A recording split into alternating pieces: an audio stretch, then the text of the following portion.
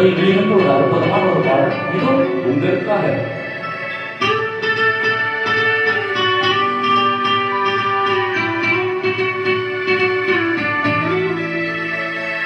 புல்வெளி புல்வெளி தண்ணீர் பனித்துளி பனித்துளி ஒன்று தூங்குது தூங்குது பாரம்மா.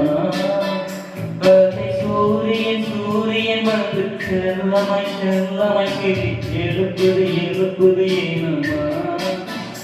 இதயம் பறவை போ